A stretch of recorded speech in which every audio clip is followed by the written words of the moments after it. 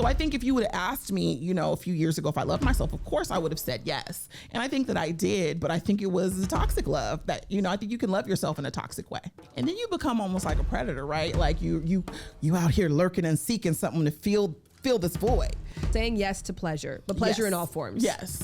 Why was that transformative, helpful? For me, a lot of the men I was dating were not Black.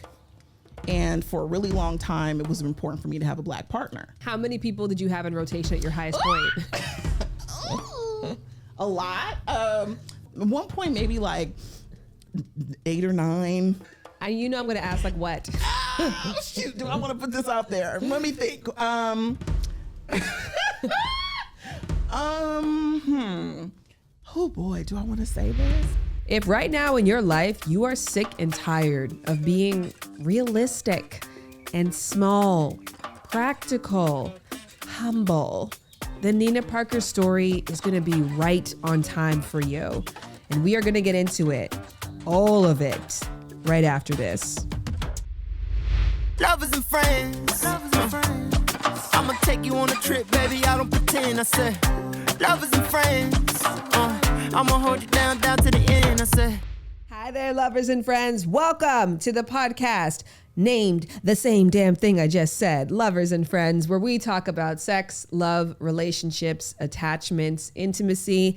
My name is Shan Boudram. I am a certified intimacy expert. And that feels crazy to say right now that I'm an expert in anything, because I genuinely feel at this present time in my life like a novice, like a beginner. I'm just really struggling to figure things out and just struggling in general. And you have heard me talk about this since January. And I would hoped that 6 months later I would have a different tune to sing for you, but I don't. And that's why this episode was really special to me, because it was a conversation with someone who went through a dark time, a deep, dark time, and came out on the other side with a renewed sense of hope, and also too with a bigger, deeper understanding for what is possible, not just for her, but in general.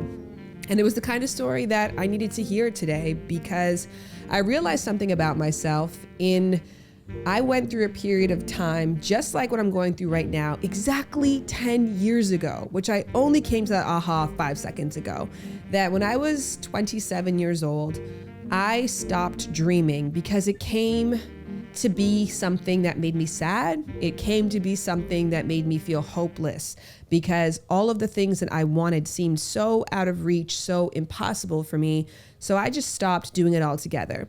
Now, I'm not someone who believes in fate or who believes in destiny or miracles. I have a very practical, pragmatic approach to life. I believe in probability, and we can unpack that at a later time. But I ultimately believe that you can put yourself in position through the work that you do to give yourself a higher chance of getting what you want. And that's the most amount of control that you have. But furthermore, there's nothing on the other side like luck or destiny that is controlling things for you. But the one thing that I do that I think definitely conflicts with that is, for my entire life at 11:11, I have always said affirmations. It's something my mom instilled in me. And so when I see that time on the clock, I will spend that entire minute wishing for the same thing over and over again. And I've done that my entire life until I turned 27. And I realized that all the things that I was trying to bring into existence literally seemed impossible to me. And so every time 11/11 rolled around, instead of feeling like, yay, I get to make these wishes, I felt like, I got to remind myself how far I am from my goals and how impossible it feels that I will ever have the life that I want or find the version of me that I've been seeking. And recently I realized I got back to that place. Furthermore, the compromise that I've made with myself during my 11/11 dreaded moments of late have been, let me say something, so I'm gonna wish for other people. And I do. So I wish for my husband, I wish for my daughter, I wish for my second baby, I wish for my family, I wish for my friends. But when it comes to me, I just don't feel like I have the energy. And that's what's really cool about Nina's story, because it's a time where she hyper-focused on herself. and now is reaping the benefits of that focus. And I thought it was very poignant, given where we're at right now, in two ways. Both the fact that we're at the midpoint in the year. We are in June. So all of the visions you had for yourself for 2022, you might now feel overwhelmed by them, exhausted by them. And this might be the refresher that you need. Secondly, I feel like we are in a time of overcorrecting. I think a couple of years ago, it was all like self-love, do you are incredible, you're the best, you're a bad bitch. And now the tone on the internet is be realistic, be practical, see yourself for where you are, manage your expectations accordingly, don't dream too big. And in many cases, that self-love is an enemy to actual joy, development, happiness, and progress. And I think that that's fucking wrong. There is a meeting in the middle that has to happen. And I think in order for us to get there, we need to embrace stories of people who challenged the status quo and who broke the mold of what people said is possible right now, and who dared to love themselves despite the fact that we do live in a world where it is really hard to do that. And that's, to me, why Nina's story is so important right now, because I know from my DMs that so many of you are at the place that she was at in 2020. And what I hope for you is Nina's 2022. So this story, A Rom-Com Without a Partner, is written, directed, and starring by Nina Parker. And if you don't know, Nina is an Emmy-nominated TV host and fashion designer with impeccable eyebrows. You might know Nina from her days at TMZ, to the reunions, to her work now on E! News and E! Nightly Pop.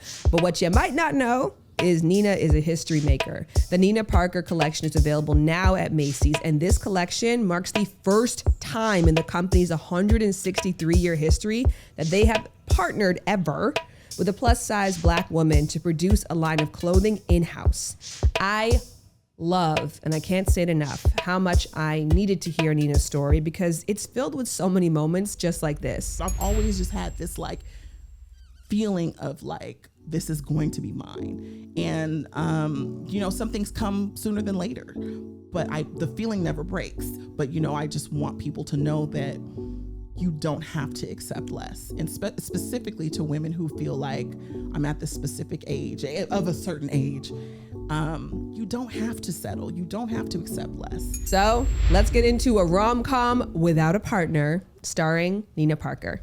Thank you so much for being here. Thank you for having me. I'm so excited. I always save the pleasantries for the beginning. I'm so rude to the person until we start recording, and then I'm like, "Thank you, it's an honor." I've been, I've been on the timeline just seeing the clips. I'm like, "When's she gonna have me? When's she gonna have me?" And then you called. I don't like to ask people. I just like to manifest it. So I've been waiting for a minute. It's a tough podcast to have people on because I want to have taboo but illuminating conversations around intimacy. So to ask somebody else put themselves in that position is often difficult. And I said that to you before. I was like, it's like I'm an open book, but I'm not. It's a very weird like space I feel like I'm in, because I think people think they know a lot about me, but there's so much that I still don't say. So we'll try and find the balance today. Yeah, I mean, look, I'm opening up for you, Okay. in a new way. But you push me back if you're like, no, we're not going there. Because when we spoke really briefly, I was like mind blown by how transformative the past 2 years for you have been. Mm-hmm. And you're 42 now. Yeah. And so this is basically once you hit 40. Yeah. Because if we did this interview when you were 39, how different would the conversation have been? Vastly different. My life was in a different place when I was 39. When I even started the phone call with you, it was like the last time that I knew you had moved in with your partner. Yeah. And I think you guys were engaged. Yeah, we had like a quiet engagement. Like it wasn't anything I posted about, but we had said we were gonna, get married. And then we ended up having problems and we both just stopped talking about it. It was like, you don't ask, don't tell. We love those engagements. Yes, it was like, we just go see how this goes, because we might not even be together tomorrow, which ended up, I ended up ending the relationship literally less than a month after I turned 40. So you turned 40. Yes. Ended the relationship. Yes. And then something else huge happened. Yeah. The pandemic. Yes. So I ended the relationship a couple months before the pandemic happened. And thank God, because I don't think I would have ended it in the pandemic, just because it was such an unknown territory. You know, having somebody with you would have been comforting, even if it was toxic. So let's talk about ending a relationship. Yeah. And now being on your own. Yeah. And then the pandemic happens and now you're really on your own. Yeah. What was that like? It was rough because I was used to someone being in the home with me. You know, we had a dog. Like, I just kind of numbed out, watched TV, and just, you know, working from home. And then, you know, I began doing therapy like twice a week. More than getting through a breakup, it became less about that and more about understanding why I made the choices I made in my life, not only in my relationships, but with work, with family, with myself. Like, why am I making these certain decisions? Why am I doing these things? Why do I seemingly get into this type of toxic cycle continuously? I had to really dig deep and think about that and really take accountability, because usually when there's an end of a relationship, it's the blame game. It's like, it's this person's fault. They were toxic. I did all I could do. Which in your case, it was easy to do because he did glaringly bad things. Yes, but repeatedly though, right? So I allowed repeated bad behavior for years, instead of now someone who behaves in those ways would never even get my phone number. And it's not even shade, it's just facts. Like, there are certain energies I don't even attract anymore because of where I'm at with how I feel about myself and how I love myself. And when you love yourself and you speak highly of yourself to yourself, you start to attract people who do the same thing. When you don't love yourself and you talk negatively about yourself, you also attract people who say those things. I think people would be shocked to hear that, because you've been incredibly successful. You are incredibly beautiful. You are someone that people admire. You have hundreds, millions of people who know your name. And so to hear that you didn't love yourself might sound surprising. Well, I thought that I did, you know, when I realized there were a lot of places where I didn't, was in my decision making, because I realized I was trying to be validated by a lot of different places in my life. So I think if you would have asked me, you know, a few years ago if I loved myself, of course I would have said yes. And I think that I did, but I think it was a toxic love that, you know, I think you can love yourself in a toxic way. Can you explain that? Like, what does it mean to love yourself toxically? Being in denial, you know, and in doing things you know are gonna like harm you. And emotionally, physically, lying to yourself. I had like this mirror in my living room, and during the pandemic, I really wasn't wearing no clothes. You know, I'm walking around naked or just in my underwear or whatever. And so I'd walk past this mirror to like go get a drink, and I'd be like, oh God, like I'd pick myself apart every time I walk past this mirror. And finally one day I was like, well, what would happen if I just start saying like something nice? You know, like instead of being like, oh girl, like look at your stomach, you're like, okay, that ass is lifted. Like, you know, like what if I just hype myself like I hype my girls, you know? And I really started to do that. I really felt like I suffered from severe body dysmorphia. And it's so crazy because I started to see myself differently, and I thought I was like losing weight. I was like, dang, like what am I doing differently? And I wasn't. And I literally think I was like changing how I saw myself.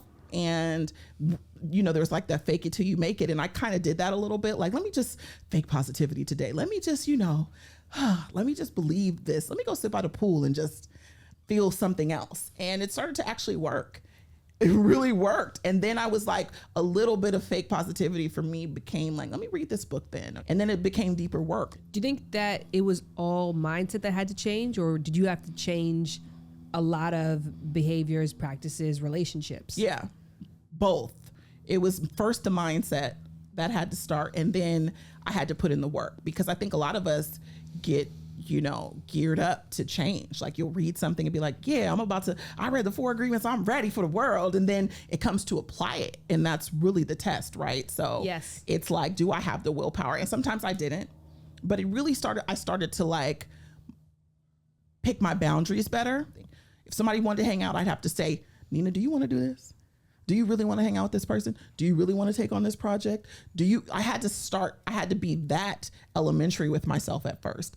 That's actually, yesterday I was asked this question of like, how do you know if you know yourself? And it's always the simple questions that are the hardest to answer because you're like, how do I know about myself? But I was like, I think it's when your yeses are really yeses and your no's are really no's. Yep. Like when I said yes to something and I'm there, I'm like, oh, I actually really want to be here. And when I say no to something and then that thing happens and I missed out and I'm like, I'm not mad at all. Yeah. That wasn't I used to get FOMO so bad, but I wouldn't even want to be at the place. I'd be like, I don't even want to go to that. What is such a great aha for me in listening to this story from you is somebody asked me the other day about that, like, oh, can someone else love you if you don't love yourself? That age-old debate. I'm like, yeah, absolutely. Right? Yeah. Like if you need rice to live, but you don't know how to make rice, can you in theory find somebody else who makes the rice for you? Sure. Absolutely. Sure. But that person leaves. Right. And now what? Right. Now this intrinsic thing that you require to survive, you don't know how to do. And then the next person comes along, you can't educate them how to do it because you don't know how to do it yourself. And then you become almost like a predator, right? Like you out here lurking and seeking something to fill this void, because the ultimate goal is you want to be loved, but you're doing these things to get it. That because you're desperate. Could be manipulative or could be whatever. And I did that, as well. And also it's just so much pressure to put on somebody else to give you the validation that you need for yourself. It's not fair to say you have to fill me up for me to feel whole. You need to be whole on your own. Absolutely. And then when that person isn't doing it the right way, but they're doing it, you're like, I don't know how to correct you. Right. So maybe I'm the problem. Right. Or I don't know how to fix the problem. I know I don't feel good, but I have no idea what to do next. Right. So it sounds like you developed your own How to Love Me manual. Yes. Can I get the IKEA short pamphlet? You know how IKEA, when you get instructions, you get the long manual and then you get the little paper one that's like, you're not going to read the manual. Right. Fine. Here's the little short thing. Yeah. What you learned through the pandemic and through that time, when you learned how to love yourself, how do you love Nina? How do you love Nina? Listening, through kindness, through patience, because I still sometimes have a short fuse, and my defense mechanism is to just cut it. And probably through humor. What about verbal affirmation? Because it's something that I know you did, the letting go of the validation was important, but then also giving that to yourself was important. Yeah, I like that. I'm more of an acts of service kind of girl though, because you can't believe every compliment and you can't believe every criticism. Yes. So I'm kind of in this middle place with those. So acts of service for me is more imperative. When did you leave the house and start feeling like I am ready to be loved because I love myself enough? 2021, probably. I got vaccinated and was like, I can be outside a little bit. and I, because I did try to do the apps were never for me.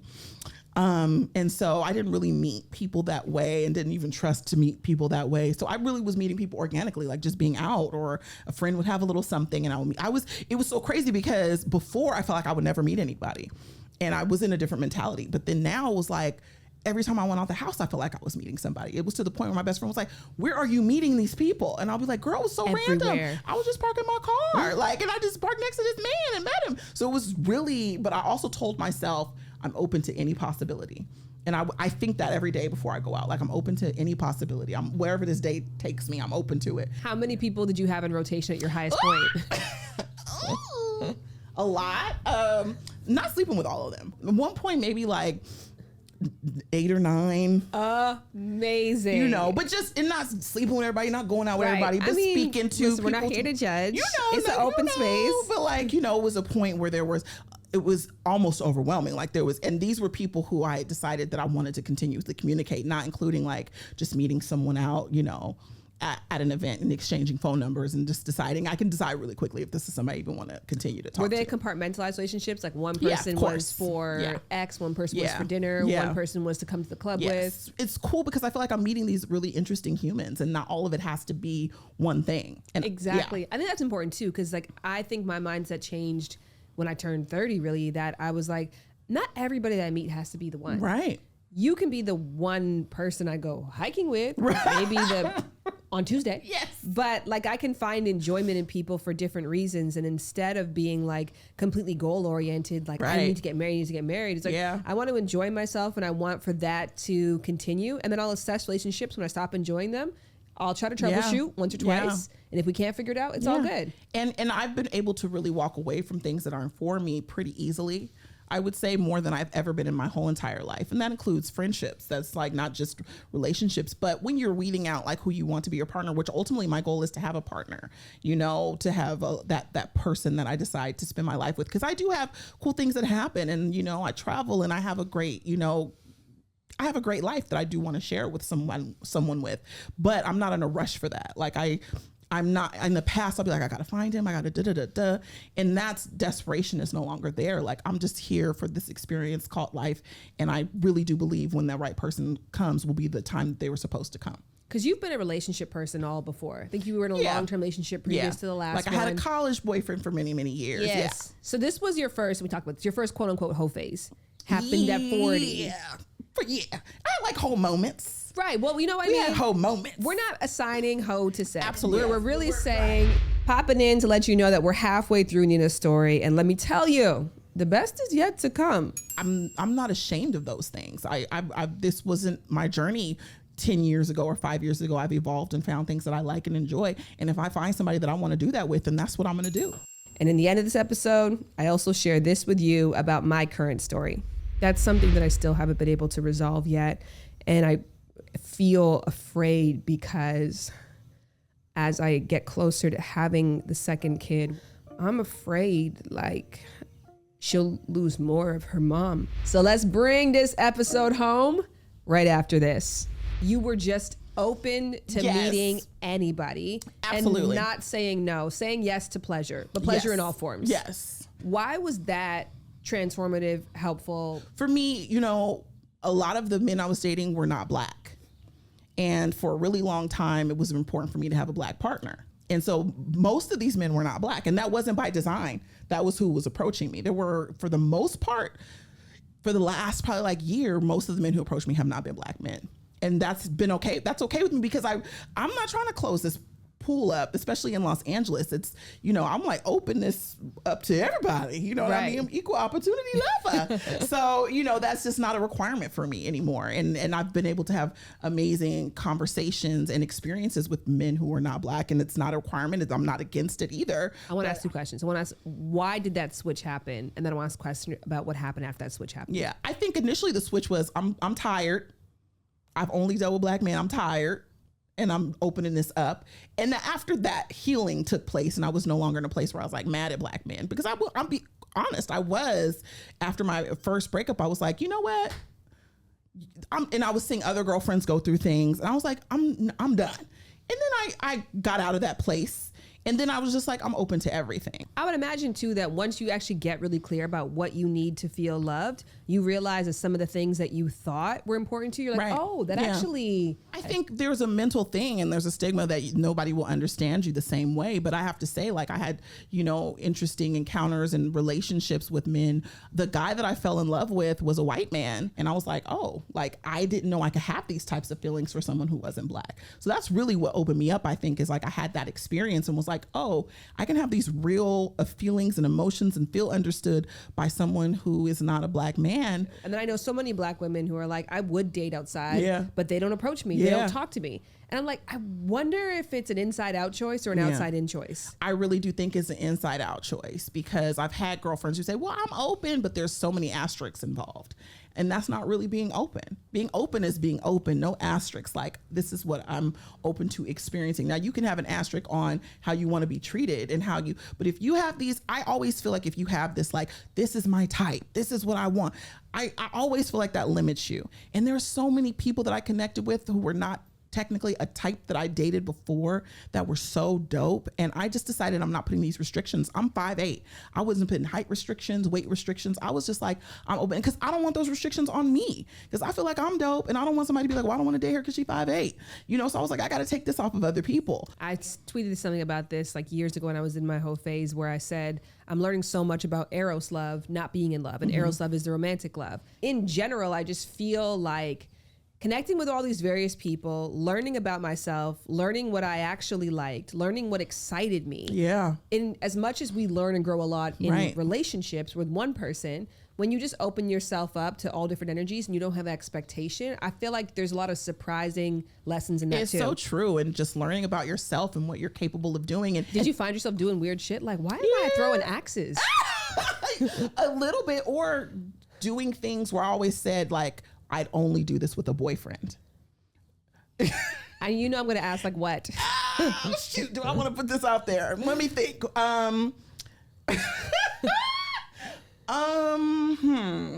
There were just certain things where I was like, I only do this with my man. Oh boy, do I want to say this? Well, I'm going to go with anal for 500. yes. Yeah, I mean, okay, we're adults, it's something that I enjoy. Which is hard to find, girlfriends that you can talk to about it, because it's a closed off topic. But I was like, dude, I'm not about to wait. Right. Sphincters intended. I was like, dude, if this is something I enjoy, do I gotta wait for my man? Like, I don't know when he's gonna come. Like, maybe could it just be somebody I trust? And so, I'm not going to be ashamed if there's things that I like and I enjoy. Also, too, reserving certain behaviors for our quote unquote men sometimes can be negative in both capacities, because we put up with shit that we would only put up with from our man. If I'm in a good space with you and you're in a good space with me, then we can exchange mutually. Exactly. And there was also that stigma of like, well, am I giving everything away and not saving anything? But for me, it's like, you're evolving and growing. Exactly. And if someone feels like, oh, I'm getting everything from her, so I don't need to be in a relationship with her, then that's really not somebody I would want to grow with anyway. I'm not ashamed of those things. This wasn't my journey 10 years ago or 5 years ago. I've evolved and found things that I like and enjoy. And if I find somebody that I want to do that with, then that's what I'm going to do. Mm-hmm. And so right now I'm still dating. I'm meeting people as I can when I go out, and I'm open to meeting new people. There was this thing that you said that I want to talk about. Okay. And you're like, what? Should I be scared? No, not at all. You said, I feel like I can get whoever I want.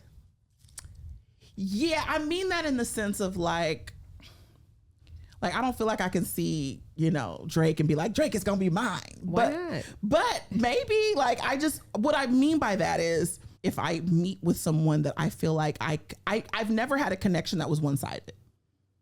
I've never met someone and felt like I connected and I was off. Well, I loved it because I feel that way about my fucking self. I mean, I genuinely do. I feel like, and it was only actually recently that I started to realize, I'm like, oh, do people want somebody who's pregnant with a kid? Yeah, they do, girl. But I'm like, why would I feel the need to reframe that? But I know that's because societally now, the definition of who's desirable, I'm no longer fitting within it. So that's where I love that you said that, because we're also coming out of a time right now where Kevin Samuels RIP, but that brand of thinking where it's like, if you're over 35, even if you're successful, you're a leftover woman. And he never bothered me. Like, I know so many people, I obviously don't feel like he was very supportive of Black women, but I was in such a good place when he became popular. It just had nothing to do with my real life. And it really, when I started to love myself and I tried all these different types of men, I was like, damn, even I was like, oh, is he really DMing me? I just was genuinely shocked. And that's my reality. And that's what I'm going to stay in. I'm not going to allow someone to tell me what my reality is when I see it and I live it. Because it's interesting, because I think a lot of people who are in that thought space of get more realistic, they actually look at self-love or the self-love movement as a part of the problem. Yeah. Because they're like, you are delusional about who you are. As instead of being like, no, I approach life with a sense of worthiness. Yeah. I have this thing on my phone. I have a phone case that just says worthy on it. And it just is a beautiful reminder. And I just have no doubt in my mind of what I am capable of giving and receiving. And there's nobody that's going to shake that for me. And a lot of people talk based on their experiences, and a lot of people's experiences are limited and completely one-dimensional. And that's not my experience, nor will it ever be. And so when I see these things and I hear people talk like that, I never feel anger. Probably feel more sorry for them that sucks, that life is that flat for you. But my world is round. Mm-hmm. And that's just kind of where I'm at. But I'm not committed on purpose. Yes. I think it's the key difference. We actually have this debate a lot about entering into relationships with a goal-oriented mind instead of a goal-oriented outcome. Yes. I'm not dating you because I'm I want to see if you're the one. I'm dating because I want to find the one. Yeah. And that might not be you. Yeah. We can still date though. Yeah. 1,000%. And like the people I'm dating right now, and they know this, like I don't see a forever right now with anybody that I'm dating, but I see like a good honest time with people who respect me and I respect them and we enjoy each other's company. Can that evolve? Sure. Right now, I don't see that, and I'm able to, and I don't think I've ever been able to separate my feelings the way that I can now. In the past, it was like, if I'm dealing with you and I'm doing this, I'm falling in love. I'm so protective of who I love now that I'm not afraid of falling down that hill the way that I would have been when I was younger. If you told 27-year-old me I wouldn't be married, I probably would have been like, oh my God. And now I realize the level of happiness that I have right now exceeds any type of title on a relationship. I'm in such an amazing, secure place with myself, and I'm not judging myself for where I'm at. I'm where I'm supposed to be. Do you deal with the external pressures of like people wanting your story to be at a certain place versus being proud that you're in a space that you are now where you're fucking happy? Not anymore. I don't even allow that. I had somebody recently text me and say, well, when are you getting married? Like, where's the guy? And I was like, I'm so disappointed with this exchange. We haven't talked in so long, and there's so many things I have going on that I'm proud of. It's really sad to me that that's the first thing that you want to discuss and ask me. And, you know, she immediately was very apologetic, and I don't think she meant any harm. But so many people see happiness tied up in having a partner, and I just don't see that anymore. I think you can be happy, but I don't think you need that to be happy, nor would I want that to be the thing. Right, exactly. And I know. And so it's hard to express how happy I am to people because I feel like there's such a conformist ideal about what happiness means to be like, you know, a woman, especially a Black woman, and successful. But, you know, I'm no longer really in a place where I need to convince people either. 2 last questions. One is kind of hard, so I give you a second to think about it. One probably come to mind easy. Who's going to play you in your movie? And what is the log line of the film? I don't know, maybe like Anjanae Ellis. Maybe she could play me. And the log line would be like from The Color Purple, like, I'm still here. It's like, I'm still here. Like, every time I see that performance, I cry. But it's so true. It's like being Black, being plus, no one wants you to love yourself. Like, people get mad when you love yourself. So maybe the log line will be stay mad. I'm still here, stay mad. I'm still here, stay mad. All right, so to end this episode off, I'm just gonna chat for a couple of reasons. Number one, I'm really overwhelmed right now, and I did not have the time to produce a full episode as I usually would. And so I'm doing what I can and meeting myself where I'm at, which is huge for me. And number two, because this is actually, interestingly, the end of an era for this podcast in a way that maybe I'll explain in the future, but there's going to be a changing of the guards and a shifting of how we do things and where we do things. What we do is going to be the exact same, but a certain partnership is coming to a close, and a lot of things in my life I've kind of realized have needed to be in this state. So if you've been following this podcast, you know that I have the quote that I love by Steve Jobs, which is, you cannot connect the dots looking forward, only looking backwards can you make sense of things. So in the meantime, you have to have faith, you have to have hope.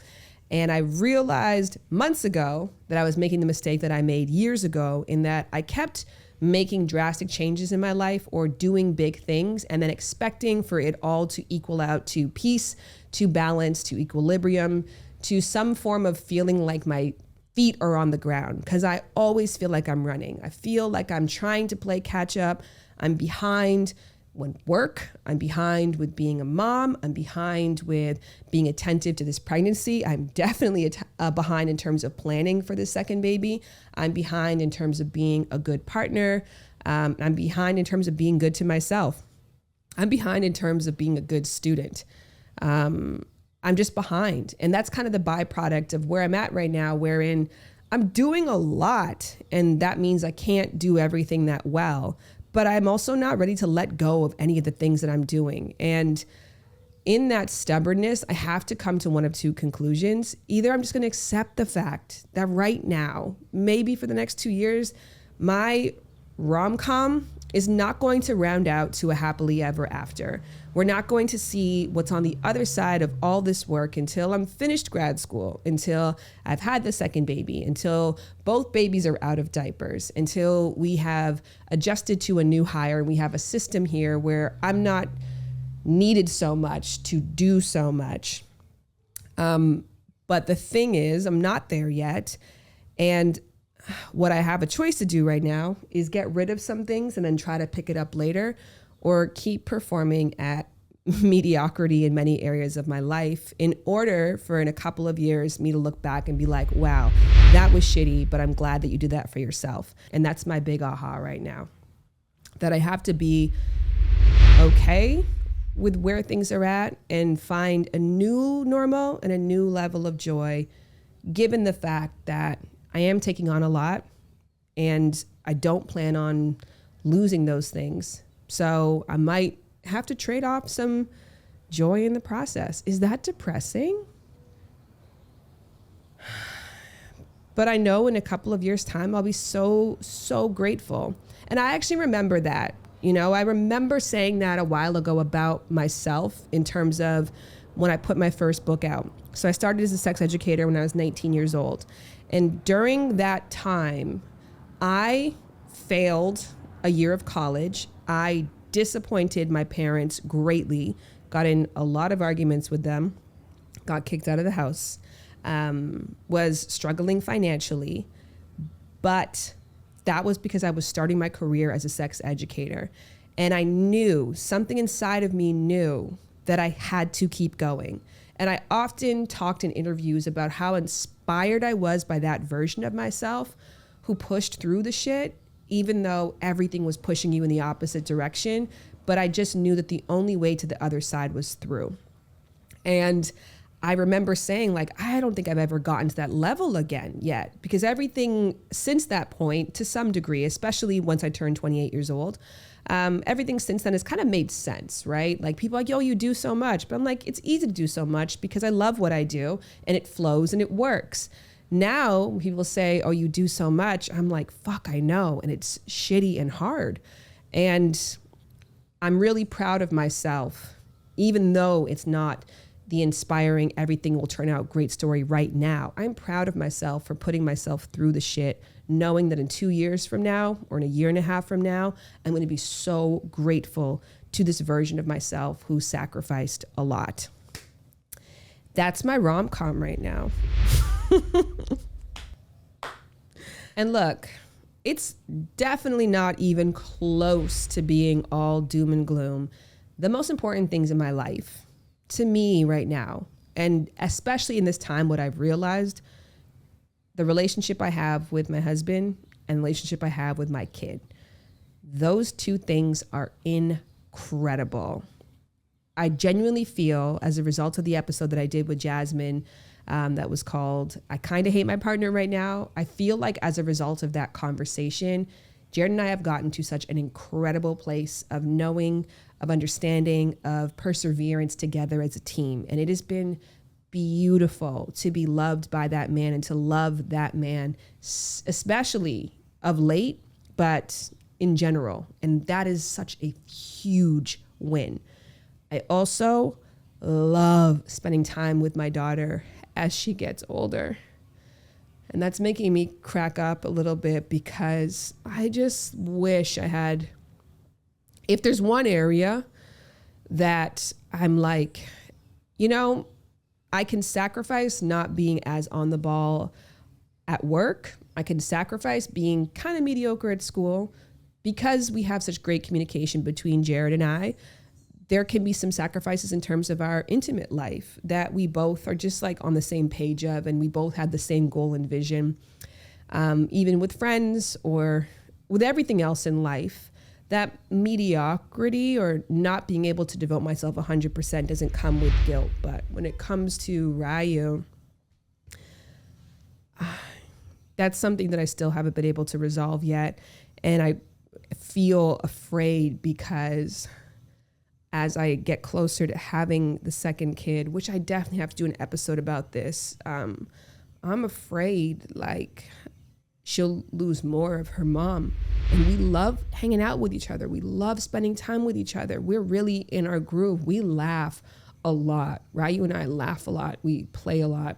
We have a great time. She adores me. I adore her. It's like we have a great relationship. And she is patient with me.